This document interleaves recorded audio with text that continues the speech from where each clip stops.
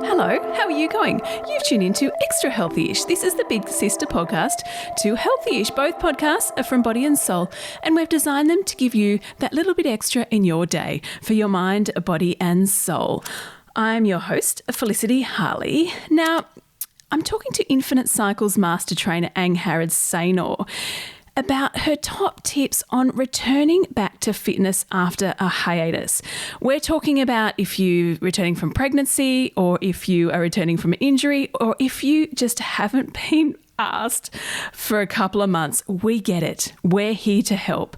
And Harry, as she's otherwise known, is going to tell you how to do it safely and for the best results.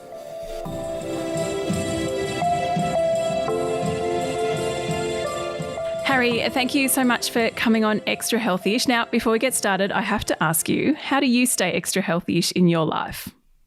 So I think a big thing for me is recovery. I work out every day because of my job.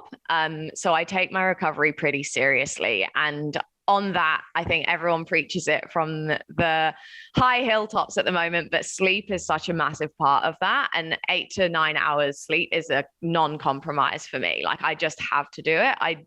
It means I don't go out for drinks until like 11, 12 p.m., but my body thanks me for it. So the rest of it, I can sort of take or leave. Like, if my nutrition's a bit crappy one day, then that's totally fine. If I don't work out, that's totally fine. But yeah, definitely sleep and recovering my body from the day is a huge part of my healthy-ish life. Yeah, I like that. No, sleep really is the cornerstone of good health. And it's amazing actually how many people who come on the podcast actually say that as their top tip, because if your sleep's in order, if you're feeling well, if you've had enough sleep, everything else just pivots off that, doesn't it? It does. It's like a domino effect. The rest of your day is so much better if you've had a good sleep. Okay, now we're talking easing back into fitness after a break, and I dare say you're going to mention recovery in this as well. Let's talk about, firstly, setting goals and actually doing it. And we're talking about returning after fitness if you, A, haven't been asked for about 6 weeks, B, had a baby, or you've got an injury. I mean, we're just generally talking about it. So obviously, people have to go and see their doctor or whoever to get the okay. But so just talk us through actually setting goals, how to actually get into it. So I think for me, it's a planning thing. And I think also be kind to yourself when you're doing that goal setting. I think it's really easy to be very optimistic.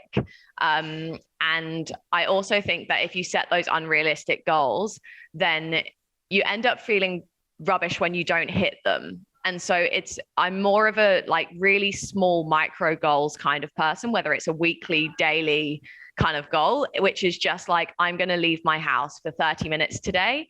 And it doesn't have to be a calorie point. It doesn't have to be a weight point, as in lifting weights. It doesn't have to be one of those goals. I think it needs to be a lot more internal and I'm going to do this for 30 minutes every other day. And that's manageable for me. I know that I have 30 minutes in my day to do things. So I think really breaking it down to those like sort of baby steps are really good ways of being able to then look back in 6 months and see how far you've come, rather than setting that 6-month goal and then 4 months in having a panic because you're nowhere near hitting it. Yeah, absolutely. I think internalizing it is a great tip, isn't it? And you don't have to run a marathon if you haven't done any exercise for 6 months. It's not about that. It's just about, achieving a little bit and what works for you every day. What about pushing past these negative thoughts? Just say we're getting into it, we're going back.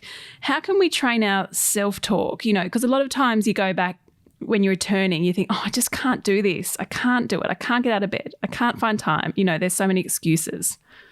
Yeah. So I was actually thinking about this a lot over the last couple of weeks anyway. And one of my favorite sayings or quotes, which I tell all of my members and clients here, is if you've got a flat tire, you would not slash the other 3 tires. You're not just going to give up because there's that one bump in the road. You're going to repair that tire and then you're going to keep on going. And I think a lot of the time what happens is people have these negative thoughts and they just like, well, I'm going to throw in the towel then. If I miss today's workout, then that means that the rest of the week is done. I've like fallen off the wagon and I'm done. Yeah. So I think thinking about it as a full picture is a really good way of coaching yourself back into that sort of positive mindset, that nobody would go around and slash the other three tires. It's a stupid thing for anyone to do. And it's the same with your motivation for working out and training yourself. If you do miss that day, it's fine. There are 364 left, yes. you know, like don't sort of pack in just because you missed that one thing. And the other part of this is stop comparing yourself to everyone else, especially with social media. Yes. Like, I just think social media nowadays is just this like hustle culture of like, I'm working out at 3 a.m. and then I'm doing a 20-hour day and then I'm getting like, it's so unrealistic. It's a highlight reel. And I think no one else's 24 hours is the same as yours. So do what works for you, whether that's a 10-minute walk or a 2-hour run. It's what works for you, and just keep those 4 tires going in one direction and you'll be fine. Yeah, I like that. And also, you know, say to yourself, well done. You know, you got out for a walk. And I think, I mean, it's such a mental game, isn't it? Sometimes getting back into exercise as well as a physical one, obviously. But totally. I like that idea of getting your car right and then off you go. Now, provided we don't have an injury, you know, and you just really haven't been bothered for a couple of months or weeks or however long, how do you get back into it safely? Because often there's that point where I've just got to go 4 times a week. I mean, I'm probably speaking a bit personally here because I went back to mine after lockdown. I just went mad and then I got sick. Yeah, I think that's so common as well. And obviously, most of the world has been going through lockdowns of sorts over the last 2 years. And I think that is a mentality of lots of people, which is, oh my goodness, we're out of it. Let's go hard. I think there are sort of 2 prongs to that. I think find something you love is really important. If you don't have the motivation, if you were going to the gym beforehand and it was a struggle for you, then it's going to be even harder after a break of any sort to then motivate yourself to go back to something that felt like a chore or a punishment in the first place. I believe there is exercise for everyone. I fully believe that. I think that there is something out there for everyone and you will find something you love. So take your time and find that thing, because then if you're going to it because you love it, then it's going to be easier to set the 5 a.m. alarm, you know? Yeah, absolutely. And actually that's a great tip because you can try lots of different things and that makes it exciting as well. And you can think, oh, that's not for me. No, I really like that, or not this. Exactly. And most gyms nowadays, most boutique studios do some sort of trial or an intro offer of some sort. So it doesn't mean that you're tied into a 6-month commitment. You can just go and try something and then feel empowered that you say like, okay, I tried yoga and it's far too slow for me and I don't get it. So I'm not going to do that again. But Pilates might work for you because it's that slight sort of step up in intensity from yoga. So there, just find something that works for you and use that, because the other things will follow as well. How do we keep our motivation up? I mean, what do you do in your class, you know, when you're teaching a cycle class? How do you keep everyone's motivation going up in the class and also, you know, to keep coming back? So I think my big thing is you turned up already. Like, you did the hard part, because getting your bum on that seat is the hardest part of your spin class. I believe that wholeheartedly, because how many times have we all looked at that booking and we're just like, oh gosh, I'd rather the next like 10 minutes in bed, or I'd rather go out for a wine with my friends or whatever. So the fact that you actually got here, you did the hard part already. So don't waste that, you know, like you're here. You could leave if you wanted to, but you're not going to leave halfway through. Once you're in, you're in. Once you're in, you're in. So sort of do yourself justice, get that reward from turning up, which is the hard part, and make it count, make it worthwhile not having that extra 10 minutes in bed. Yeah, absolutely. And sometimes I just think about, how am I going to feel after the workout? I'm going to feel amazing. So just get there and do it. That's absolutely another one of my top tips. Is I think so many people track in some way, shape or form their workouts, whether it's a rep counter, whether it's a weights log, or a fitness tracker of any sort. And we all track the statistics of workouts nowadays. That happens quite frequently. And one thing I say to a lot of my riders is I want you to just write down also how you felt after that workout. So not just what weight you were lifting, that's a good not tip. Just what watts you were pushing on the bike. just write one sentence about how you felt afterwards, because I think everyone then looks back for comparison on how they did in their last workout. And I think it's really nice to then see, I felt so great afterwards, or today wasn't my day, but I'm really glad I showed up, whatever it is, because afterwards you will have that endorphin hit. So you're more likely to be in a more positive mood, and to remind yourself next workout about your post feeling from the last one is a really good motivation to actually turn up. Yeah, absolutely. Now, what about, our diet, our eating when we're getting back into working out? What should we do with this? How should we tweak it? So I think there is, unfortunately, especially within the fitness world, quite a restrictive lifestyle of dieting and nutrition. And I think lots of people, if their goals are to get fitter or to lose weight, think that the easy fix is to reduce or restrict their calories. And I don't think that is the way forward, especially if you're going from a more sedentary lifestyle to then becoming more active. You have to fuel your body correctly for it to have the energy to make the changes you want it to absolutely. make. So I definitely think people should speak to a educated personal trainer or a nutritionist if that is something that they're looking at drastically changing their nutrition. But don't slash the calories. Just look at what's actually on your plate. High protein is always going to be something that we recommend. High protein diets are really good for people who are especially strength training, but also if you are looking at losing weight, you need to replenish your muscles so that they do the work for you.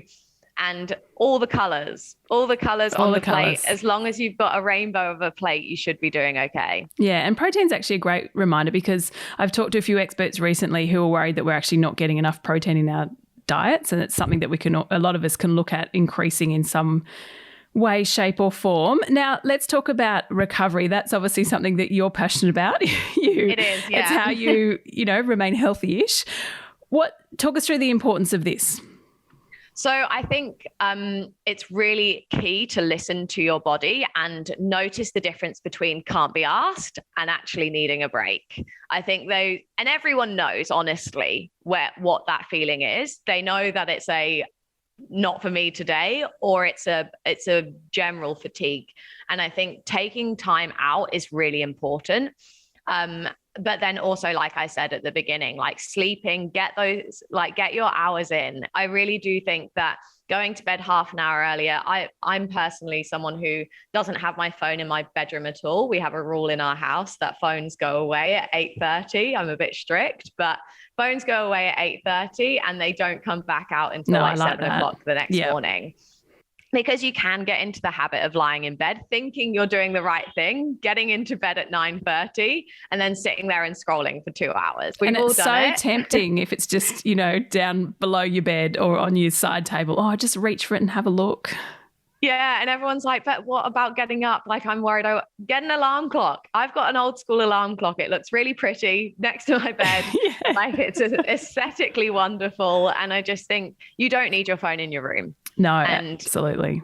Put those steps in place, read a book before bed, or if that's not your thing, do a 10-minute meditation, or just lie there and talk to whoever you share a bed with, whatever it is. And if you don't share a bed with anyone, then journal, but take the time away from the screen so that you really get that good sleep in. And the same with hydration. I think everyone should be drinking as much as they possibly can. You can never drink too much water, I don't think. Just make sure you're drinking the right amount. If you are a caffeine fiend like me, make sure you are supplementing that with water. And first drink of the day should always be a glass of water and then your 3 coffees. I'm not telling you to stop drinking coffee. I love it. No, I love it. Now, what do you do for training? What does your weekly training regime look like? So I'm probably slightly different working in fitness. I teach quite a lot of spin classes. I work for Infinite Cycle and our bikes move. So there's still a lot of working out even when teaching. So I do probably 8 to 10 spin classes a week, which I don't class as my own personal workout. That is a lot. It is a lot. And that's why I eat a lot and I drink a lot.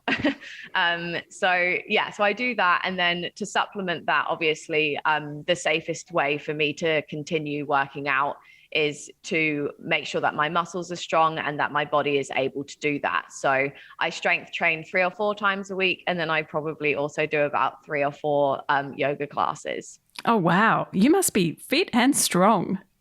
Yeah, but again, it's that real sort of supplementing of what I do for a living. So it's the yoga is really, really handy to actually just set my body, condition myself, and make sure that I'm stretched, that I have good recovery time, and I'm taking time to slow down and focus on my breath and things like that. Yeah. Just last question. What do you wish more women and men did when they were working out? I always love asking this one because it's something that I think many of us go to the gym and we just want to get or whatever classes we go to or outside, and we just want to get the most out of our workout. What do you wish we did more? So it's probably going to tie back into one of the things that we spoke about earlier, but it's caring about other people's opinion. No one cares about what you're doing. And I think we all walk into any sort of fitness establishment and there is always, even as someone who's been in this industry for years, like if I walk into somewhere new, there's always that, oh God, I wonder if I'm doing it right. Do I look stupid or whatever it is? And I was reading a book a couple of months ago, and the author was recalling a conversation with her therapist, and she said how she goes home and she frets that her colleagues or peers were talking about how stupid she sounded in board meetings, and her therapist turned around to her and said, why on earth do you think that your life is so important that everyone else is going home and talking about what you did? They're all going home and talking about what they did. And it really hit home for me because it's so true. It's so narcissistic of the human race to think that everyone cares about what we're doing all the time. And it's exactly the same in fitness. Like everyone is doing their workout, everyone's on their own journey in there, and everyone is focused on themselves. And if we stop comparing ourselves, if the whole world stopped comparing ourselves, especially in fitness, we'd actually probably progress further because we spend less time looking around, making sure no one's watching me, or asking for help and not feeling silly about, like, fitness professionals love people asking for help because we want you to do it well. So don't stand there and think you look silly, think you look stupid. Do your own thing, stay in your lane. And if you're not sure, ask someone who does know. Harry, wonderful advice. Thank you so much for coming on Extra Healthy-ish. Thanks for having me.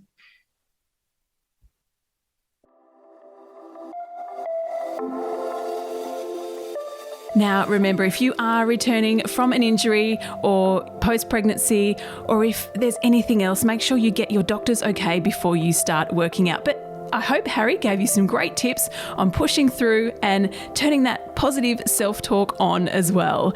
If you want more other fitness tips, make sure you download other episodes of Extra Healthy-ish or our little sister podcast, Healthy-ish. You can jump online, bodyandsoul.com.au, or follow us on Instagram or Facebook. Thanks again for tuning in. And if you have a moment, we'd be so grateful if you could rate, review and subscribe to this podcast. And until tomorrow, stay extra healthy-ish.